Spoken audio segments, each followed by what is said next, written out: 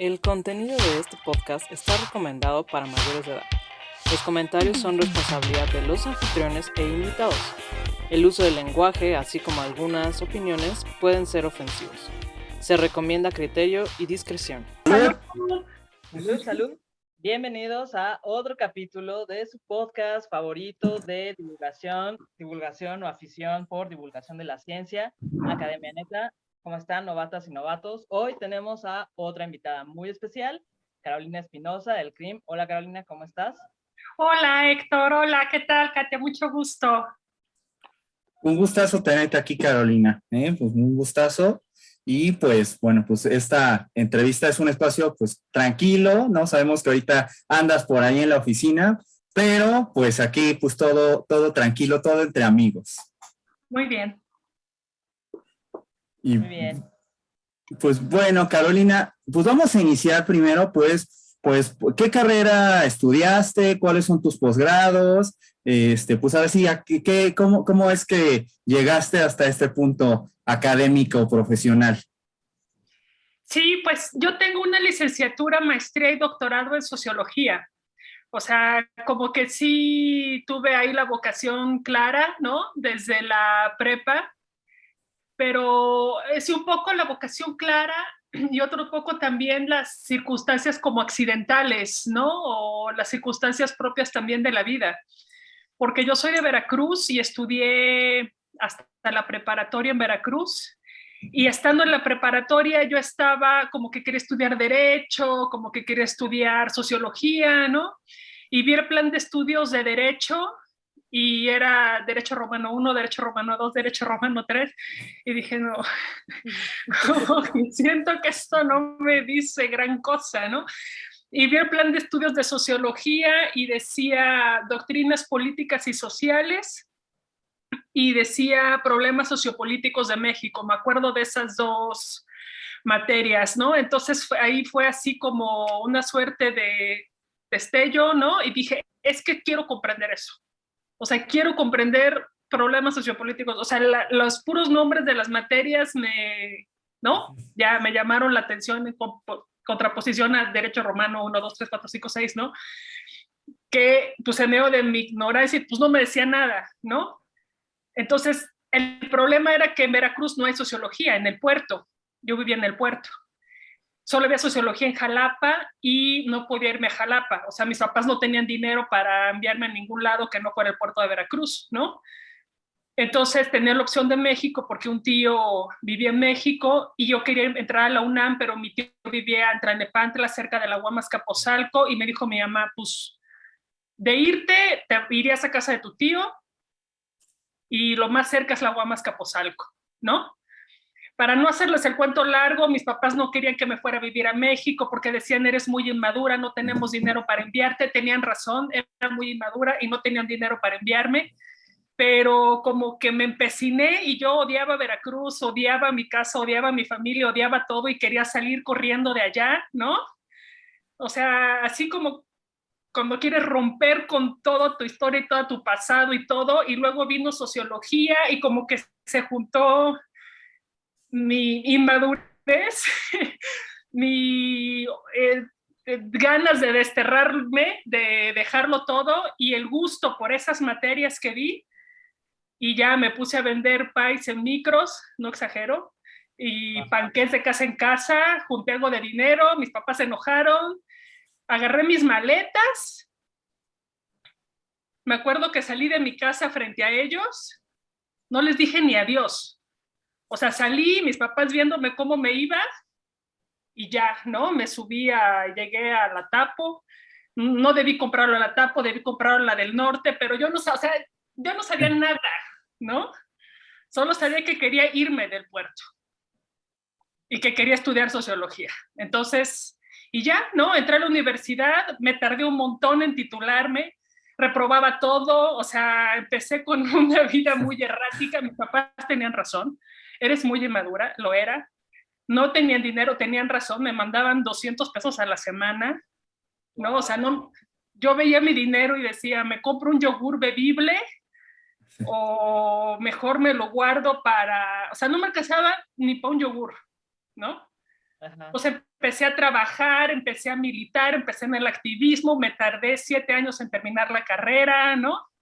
Ya al final de la carrera, bueno, como a mediados de la carrera, después de haberme llevado a quinta oportunidad la materia de estadística, ¿no? Después de llevar una juventud muy errática, de reprobar, de andar en marchas y en plantones y en 1000 cosas, como que vino un momento de, a ver, ¿qué vas a hacer? ¿No? Oye, a ver, pasa, ¿cuántos años tenías cuando viniste de Veracruz para acá y empezaste la carrera? Pues era el 97, yo creo que 18, porque como no querían que me viniera, me dijeron, es que no te puedo, bueno, mi mamá ¿cómo se dice? Me boicoteó, porque habló con mi tío y dijo, Carolina está loca, se quiere ir, va a mandar sus papeles, tú dile que los recibes, pero no los lleves a la universidad. Okay. Entonces me boicotearon, terminó la prepa y me boicotearon, entonces tuve que entrar a psicología en Veracruz, o sea, estudié un año psicología, pues, ¿por qué? ¿No? Ajá. Entonces me quedé a estudiar psicología en Veracruz, pero así, la más infeliz del mundo, ¿no? Adolescente, rebelde, que odia todo y muéranse todos, o sea, así era yo, ¿no? Ajá, pues tenía, pues, 18 años cuando me vine para acá. Obvio, mi tío me corrió, ¿no? Dijo, usted está loca, no la quiero en mi casa. Empecé a trabajar, o sea, no, fue una época caótica, desordenada, intensa, inmadura, febril, ¿no? Pero bueno, ve en qué culminó, ¿no? Ya todo una carrera en sociología. No, eso culminó hace un montón, afortunadamente. Si no, no estaría aquí. O sea, lo bueno es que eso acabó, ¿no? Sí. O sea, porque ya era insostenible. O sea, ya cuando te llevas a quinta oportunidad una materia, estás a nada de que te expulsen. Y yo decía, ¿qué voy a hacer si me corren? O sea, yo decía, me voy a Oaxaca a vivir, o sea, así vivía yo en la estupidez absoluta, ¿no? Entonces ya, o sea, a ver, ¿no? Sí llegó un momento en mi vida, por no decir que bebía y fumaba como si no hubiera mañana, ¿no? Llegó un momento en mi vida en que dije, a ver, Carolina, ya, o sea, ¿qué quieres hacer? O sea, ¿vas a seguir por este rumbo que no es rumbo, ¿no? O qué vas a hacer, ¿no? Entonces, sí hubo un momento en el que dije, ya, o sea, quiero estudiar, ¿no? Y entonces la vida cambió, pero dramáticamente. O sea, mis calificaciones en la UAM son S, B y MB, ese es suficiente, ¿no? De hecho, mi tira de materias decía NA, o sea, puros no acreditados al inicio y si acaso S, ¿no? Una que otra B.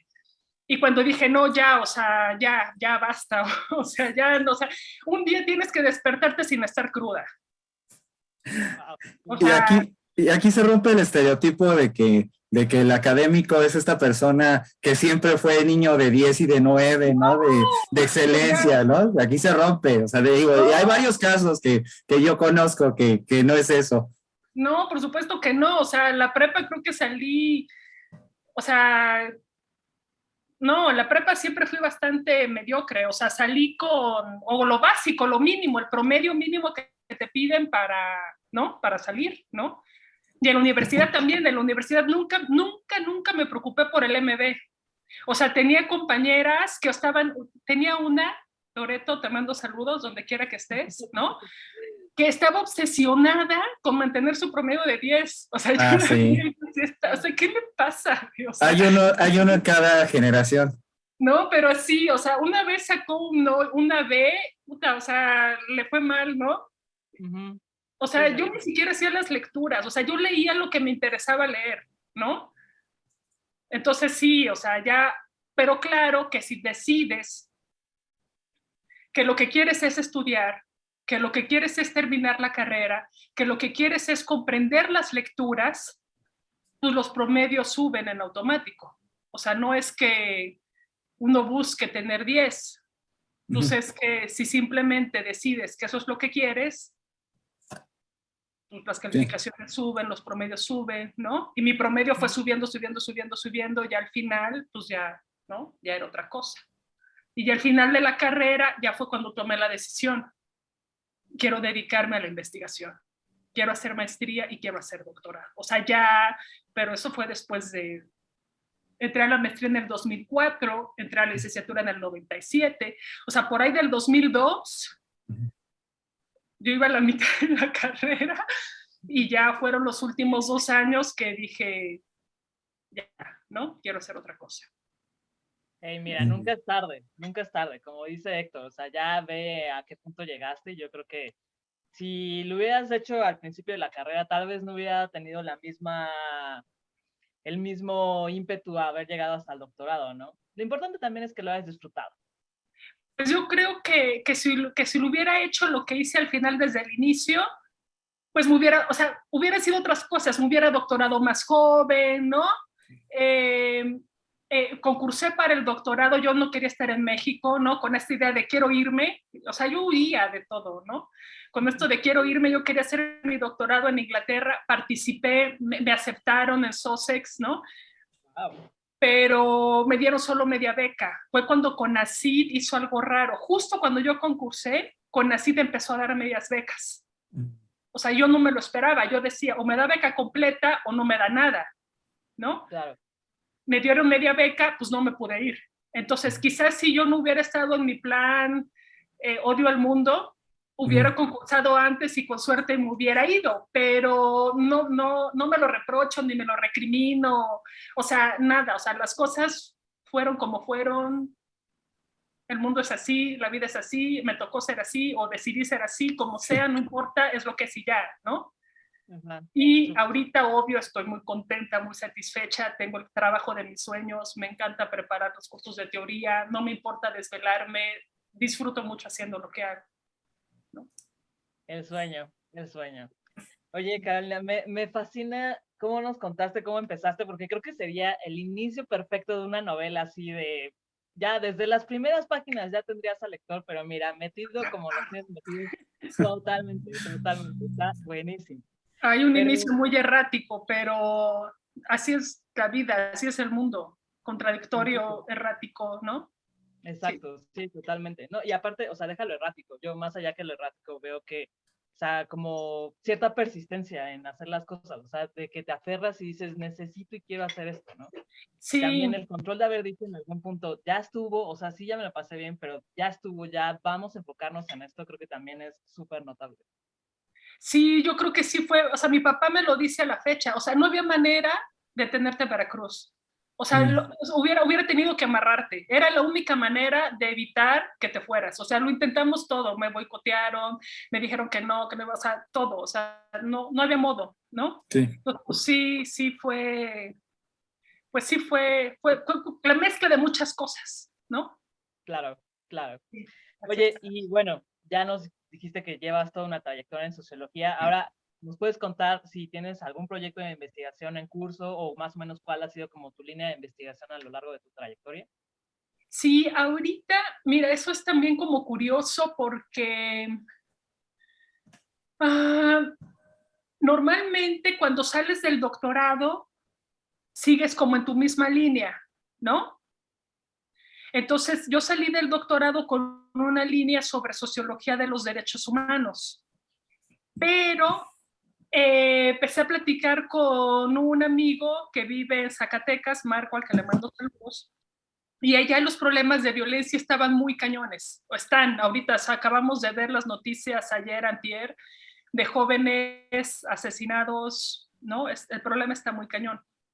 Entonces, platicando con él, empecé a pensar en algún problema de prevención de la violencia.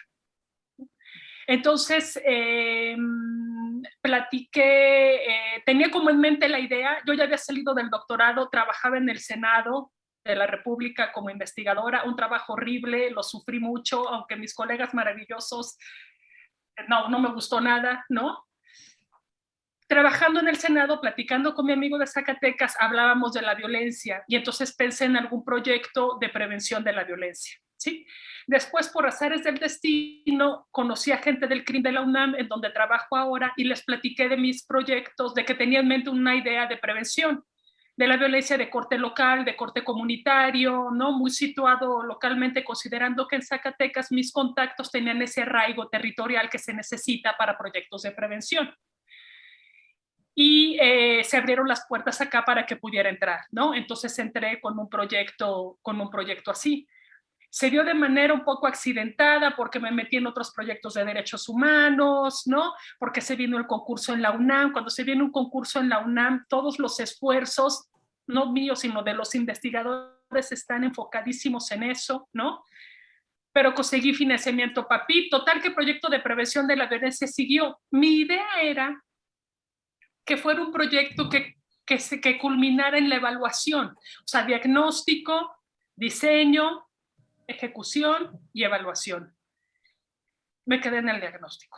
O sea, no pude llegar a la ejecución porque ya no pude conseguir más recursos. Además de que se vino el concurso y de que me metí en otro proyecto de derechos humanos, ¿no? Entonces, se quedó en el diagnóstico. Hice 2 encuestas, un censo en población escolar sobre consumo de drogas, considerando que el consumo de drogas es un factor de riesgo para, puede ser un factor de riesgo para violencia. Hice una encuesta sobre violencia contra las mujeres. Quería entrevistar también a víctimas del delito. No pude porque hablar con víctimas es muy difícil. Están cansadas de la impunidad, de hablar con gente, de que no se resuelvan sus problemas, ¿no? Total que del 16 para acá se quedó en el diagnóstico, ahí está. Busqué recursos para seguir con la ejecución, busqué recursos con CONACYT, dije, como los PRONACES, ¿no? Como uno de los PRONACES es la violencia, dije, seguro me dan lana para que yo pueda ejecutar. Ya tengo un diagnóstico completo, o sea, tengo censos, tengo encuestas, tengo datos y tengo una propuesta de qué hacer con eso. Pues no me dieron lana, ¿no? Entonces, pues ya después se vino la pandemia y entonces con la pandemia cambié un poco de línea o incorporé en mi línea de trabajo en la sociología de la pandemia. Y ahí lo que me di cuenta es de que todo el mundo hablaba de la pandemia, pero desde su propio trabajo, ¿no? Si estudio género, pandemia y género. Si estudio violencia, pandemia y violencia. Si estudio educación, pandemia y educación, ¿no? Pero dije, no, a ver, o sea, no es pandemia y es la pandemia. Claro. Hagamos de la pandemia un objeto de estudio propio de la sociología. No pandemia y, sino la pandemia en sí misma. Y entonces toda la pandemia me puse a estudiar sobre sociología, sobre historia de las epidemias, sociología de los desastres, sociología del riesgo, y traté de generar un esbozo de una propuesta en lo que sigo, ¿no? De definir a la pandemia como un objeto de estudio propio de la sociología, así como es sociología de los movimientos sociales, sociología de la pobreza, ¿no? O sea, no es pobreza y otra cosa, sino objetos propios. Lo mismo he hecho con la pandemia, ¿no? Entonces, esto es algo que no le recomiendo a los jóvenes investigadores. Sigan en su misma línea del doctorado. O sea, no hagan lo que yo hice porque se trata de consolidarse, se trata de, ¿no? Y más cuando acabas de entrar a una institución donde te van a evaluar tus conocimientos, es mejor que sigas desarrollando la línea en la que te has fortalecido. Porque si cambias como yo de derechos humanos a violencia, te vuelves más vulnerable. Cualquiera que haya trabajado violencia desde el doctorado era más fuerte que yo, académicamente hablando, teóricamente hablando. Okay. Entonces, antes de tener una posición, si van a concursar por una posición, es mejor seguir en la misma línea, ¿no? Okay. Oye, aquí por ejemplo nos platicaste ya por qué elegiste esta línea, pero ¿cuál sería la importancia, digo, para que le expliques a nuestro público de esta línea en sí? O sea, pues esta parte de ¿por qué no pandemia y, o sea, por qué pandemia tal cual? O sea, ¿por qué es importante el desarrollo de esta línea de investigación? Pues de entrada porque podemos hacerlo, o sea, porque somos sociólogas, somos sociólogos, lo que hacemos es estudiar lo social. O sea, la sociología surgió porque busca explicar todo lo social. ¿Y qué es lo social? Sino lo que surge en las múltiples ocasiones de contacto entre seres humanos, como esta interacción que estamos teniendo ahora, ¿no? Y la pandemia es un fenómeno social, no es un fenómeno natural. Lo he dicho en conferencias y en cursos. Si cada uno de los seres humanos que habitamos el planeta pudiéramos aislarnos unos de otros durante 15 días, la pandemia se hubiera acabado hace 2 años. Sin todos los efectos económicos, políticos, emocionales y de salud mental que tiene. Pero no podemos aislarnos. Es imposible que todos nos aislemos 15 días. El virus se muere. Se muere si está sólido. El virus necesita el encuentro entre personas para sobrevivir. Y la sociedad es posible en el encuentro. El virus no se reproduce solo. Sí. Entonces, la pandemia es un fenómeno social. Entonces, ¿por qué es necesario? Porque podemos hacerlo, porque podemos definir los fenómenos como fenómenos sociológicos, de estudio sociológico, porque lo son en su naturaleza. Porque eso nos permite comprender sus alcances, sus implicaciones, o simplemente enriquecer el conocimiento de nuestras formas de vivir en colectivo. Claro. Qué bueno que lo dices, Carolina. Mira, yo sé que tu consejo es que quienes todavía están en el proceso de doctorarse y de seguir como en la trayectoria de la investigación, tú recomiendas que no cambien de línea porque es caótico, sin duda alguna.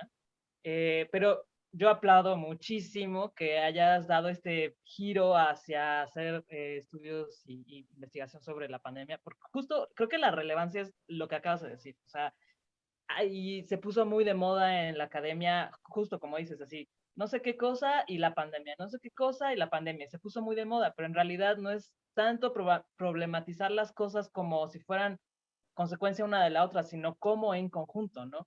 Y creo que estuvo bien, yo lo aplaudo muchísimo, qué bueno que lo hiciste, porque creo que era necesario, y sobre todo, digo, no puedo, tal vez suene a que estoy pecando también como socióloga que yo diga, pero creo que era extremadamente necesario que se hiciera desde la sociología hacer una problematización de la pandemia como un fenómeno complejo y no como situación más como aislada, ¿no? Como se puso muy de moda en la academia. De hecho, se llegó a hablar de las ciencias sociales frente a la pandemia. O sea, como si la pandemia fuera un teléfono que o sea, no. Sí, o sea, me daban ganas de decir, a ver, colegas, o sea, no somos nosotros frente a la pandemia, es la pandemia de la sociedad. Sí. Por eso organicé este seminario, la pandemia de la sociedad, con otros colegas, Julio y Liliana, a quienes les mando muchos saludos también. O sea, a ver, o sea, tenemos 2 siglos de historia de pensamiento social. Sí. 2 siglos de gente dedicada a pensar la sociedad. Exacto. Y vienen a decirme que qué vamos a hacer frente a la pandemia. Exacto. O sea, no. Sí. Y revisar la historia y ver que no es la única pandemia por la que ha pasado todo ese pensamiento teórico y social en el que se ha venido construyendo estos 2 siglos, ¿no? Exactamente, o sea, hay reflexiones y estudios, que fue lo que encontré cuando empecé a estudiar esto, ¿no? De las epidemias desde hace muchísimo tiempo. O sea, siempre hemos visto maneras de interpretarla, de estudiarla, de asimilarla, de contenerlas, de etcétera, ¿no? Claro, sí, totalmente de acuerdo. Oye, Carolina, y bueno, cambiando un poquito el tema, pero solamente un poco, dirías que si quieres concretamente sobre esta línea de investigación que tienes ahorita o sobre lo que ya habías hecho antes, ¿es diferente estudiar esos temas en otros países? Ay, fíjate que ahí sí no podría decirte porque no he estado en otros países. O sea, la única vez que tuve la oportunidad de salir, ya les dije no pude porque me faltaban 600,000 pesos para irme a Inglaterra a hacer mi doctorado y no, o sea, no tenía ni cómo, ¿no? No lo sé. Lo que sí sé, o lo que sí puedo decir, lo podemos inferir, o sea, no hay que darle muchas vueltas al asunto, ¿no? De que la manera en que pensamos también la manera en que abordamos los problemas, los investigamos, producimos conocimiento en torno a ello, está también condicionado por los recursos institucionales y los recursos sociales con los que contamos, ¿no?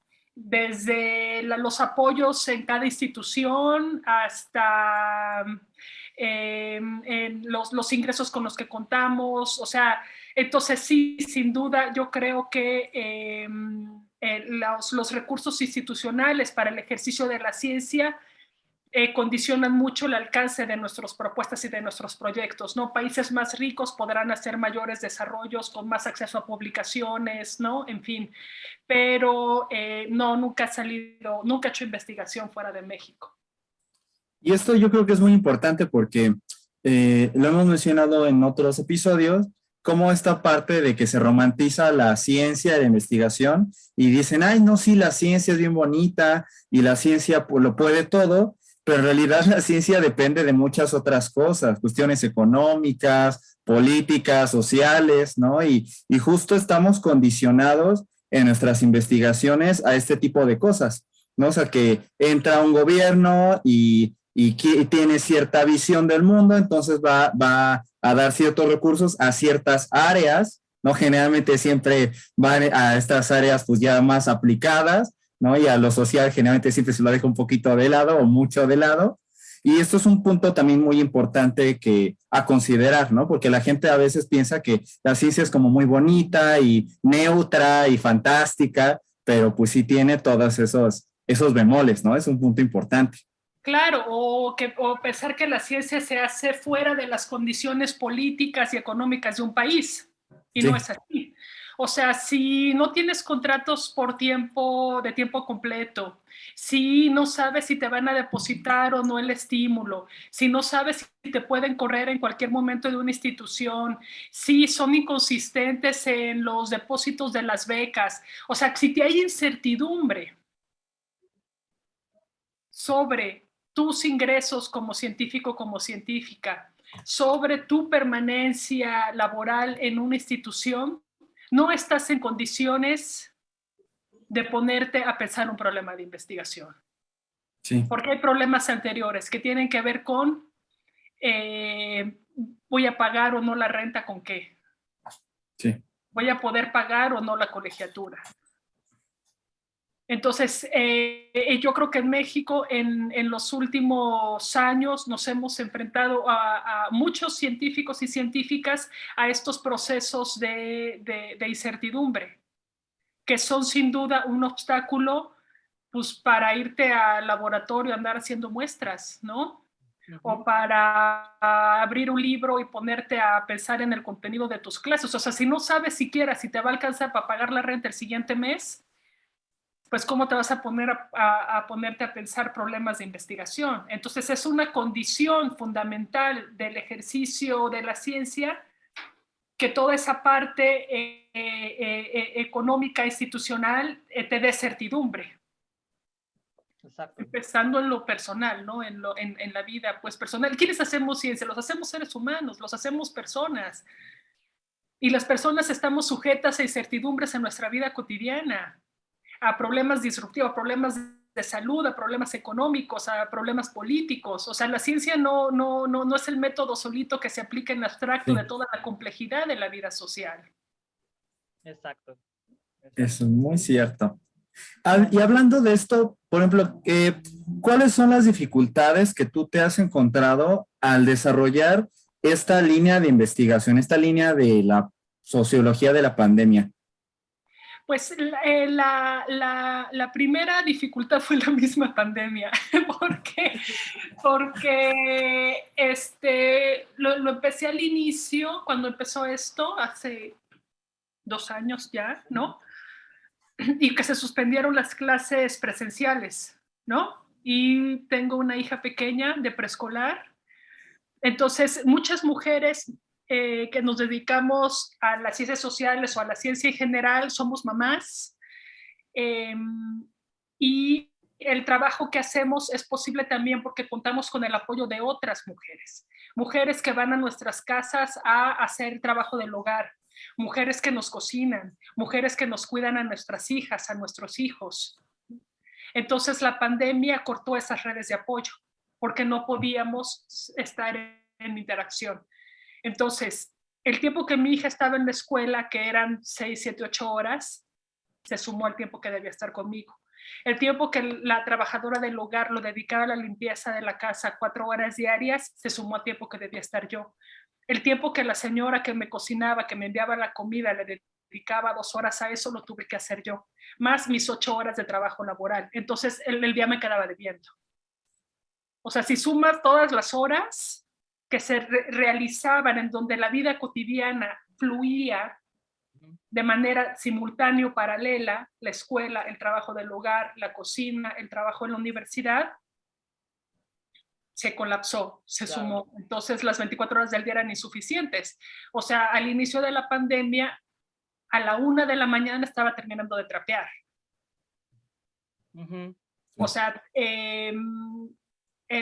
también en la pandemia mi hija empezó con la lectoescritura y se interrumpió. Entonces me acuerdo que una vez me dormí a las 2 de la mañana haciéndole alfabetos Montessori, porque no podía ir a la escuela, entonces para que ella aprendiera la lectoescritura. Entonces el obstáculo para el ejercicio de esta línea de investigación fue la pandemia en sí misma, ¿no? No, yo lloraba, o sea, así, tal cual, lloraba, ¿no? Y una vez en llanto le hablé a amigas, ¿no? Sabes que tengo que presentar una ponencia, pero ya no puedo escribirla, vamos como coautoras, échame la mano, órale va, ¿no? Entonces empecé a hacer mucho trabajo de coautoría con el trabajo que venía haciendo y hacer trabajo colectivo. O sea, ponencias colectivas, publicaciones colectivas, y eso me ayudó a concentrarme en mis clases y en el proyecto, ¿no? Y así fue como se fue desarrollando. Debo decir que la UNAM es una institución fabulosa, muy noble, muy generosa, porque en la medida de sus recursos y de sus posibilidades nos da mucha libertad para la investigación. Yo diría que nos da plena libertad de investigación y que eso facilita mucho que yo pueda decir ahora me dedico a esto o ahora hago esto otro, ¿no? Y eso es estupendo, eso facilita mucho el desarrollo de las líneas de investigación. Claro. Oye, Carolina, y yo digo, creo que para nosotros es claro la importancia de la línea de investigación que estás llevando a cabo ahorita, pero ¿cómo le explicarías al público en general cuál es la relevancia y cómo los afecta el crear esta nueva línea de investigación de la sociología de la pandemia? ¿Cómo les afecta? Pues mira, yo creo que, o sea, como la pregunta sería como, ¿cómo impacta en la vida cotidiana de la gente? Algo así, ¿no? En nuestro día a día. Pues mira, esa es una buena pregunta porque normalmente no solemos como que pensar en el impacto o en la importancia de nuestro trabajo para la vida cotidiana. Sin embargo, pensando un poco sobre esto, a ver, la pandemia es un fenómeno relevante para el estudio de la sociología porque, como les dije hace rato, la pandemia es posible en sociedad, ¿no? Ok, en nuestras formas de vivir en colectivo, en nuestras formas de relacionarnos unos con otros. Entonces, desarrollar una sociología de la pandemia podría permitir reflexionar sobre nuestras propias formas de vivir en sociedad. ¿Cómo hacemos posible nuestras maneras de vincularnos unos con otros, unas con otras?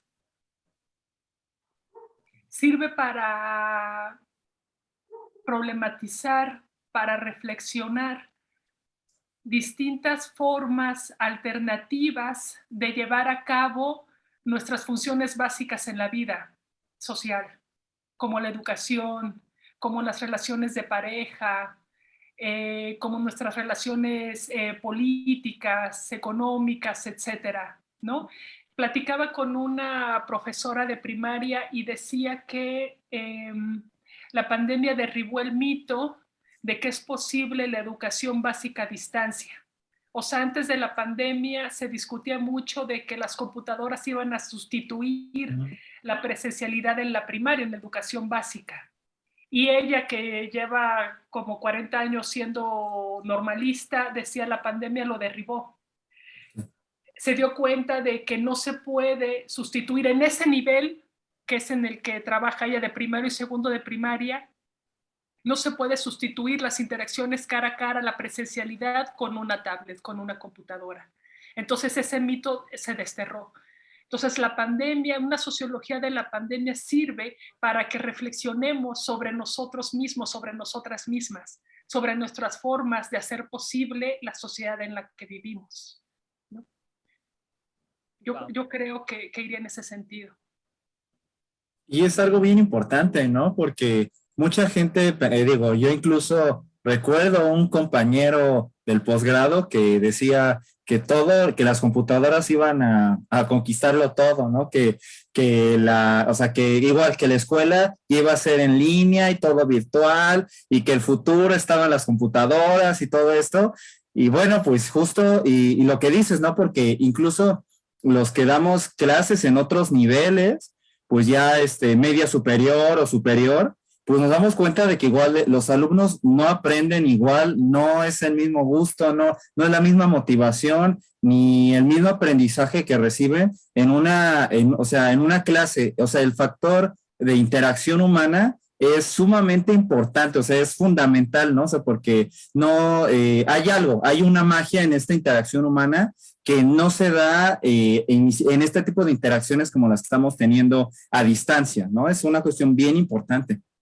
Claro, ¿y qué es lo que ocurre con la presencialidad? La comunicación con los gestos, los movimientos, el ambiente que te rodea. Yo no doy la misma clase si vengo al cubículo del CRIM de la UNAM a que si lo hago en la cocina de mi casa o en una de mis habitaciones. O sea, la importancia del espacio, o sea, lo social se organiza, se distribuye a través del espacio, a través del tiempo, a través de estas coordenadas que compartimos en unos con otros. Entonces, sí, o sea, supongo yo que la presencialidad en las clases implica tener más puntos en común, más puntos que compartir y mayor flujo de la comunicación, ¿no? Del cuerpo, de los gestos, de las miradas. O sea, los profesores nos guiamos también por los gestos de los estudiantes. Sí. Cuando vemos que están asintiendo, seguimos en esa línea, ¿no?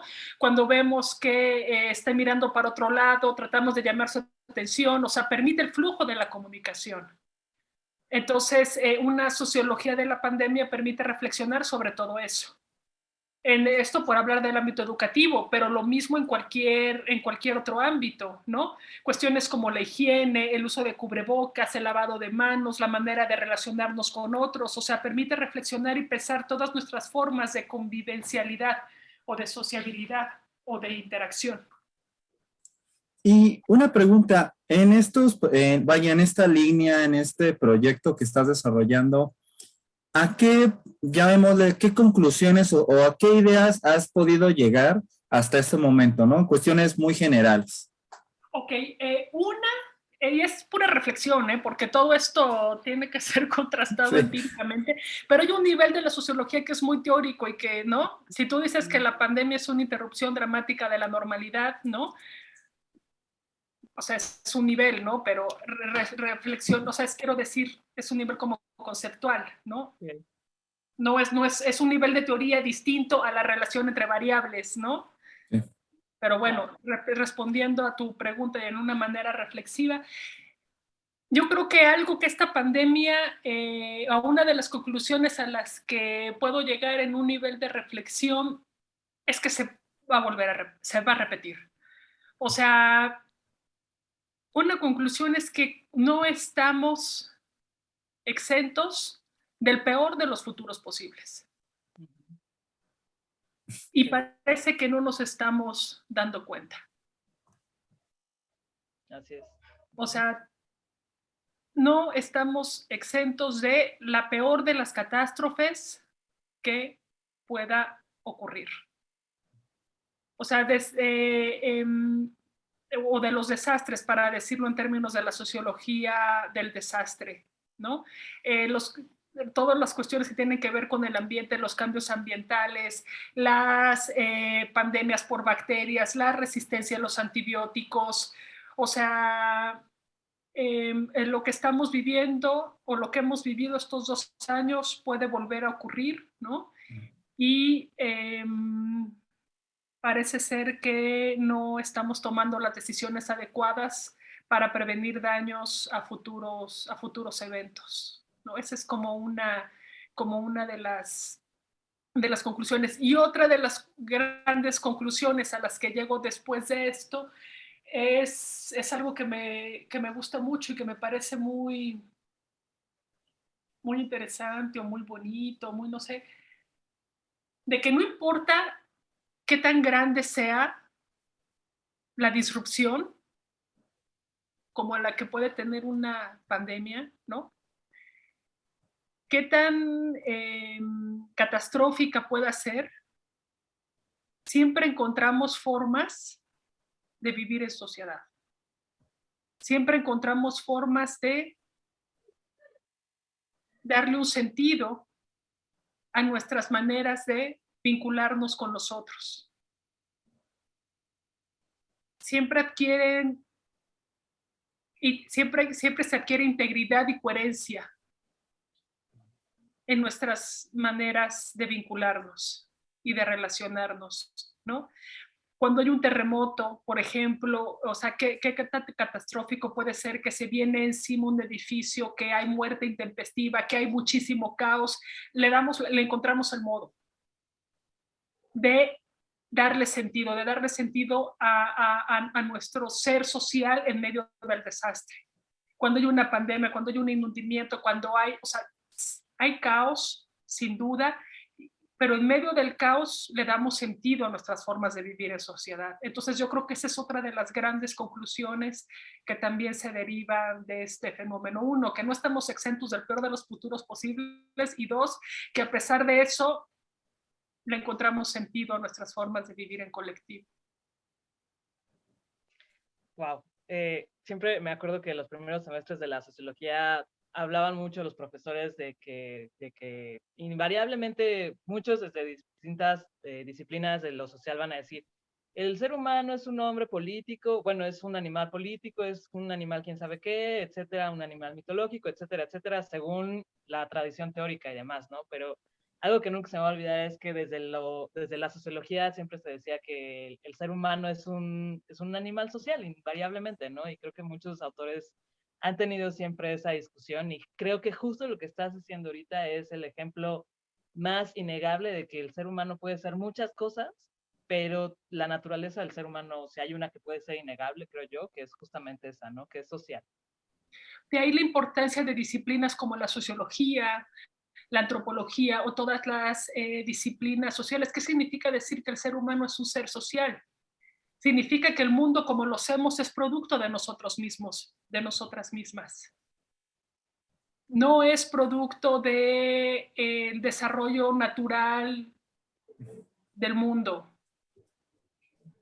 No es producto de fuerzas naturales o de fuerzas divinas, ¿no? Incluso esas son producto de lo social. Decir que el ser humano es social por naturaleza es decir que la vida como la conocemos es resultado de nuestras propias acciones, de nuestras propias decisiones, sin que tenga que ser un resultado lineal. Exacto, ¿no? sí, sin duda alguna. Entonces, ¿qué disciplina más importante para la comprensión del mundo sino las disciplinas sociales? Aunque no olvidemos que son hechas por seres humanos y que imperfectos, que no conocemos todo, que no podemos controlarlo todo.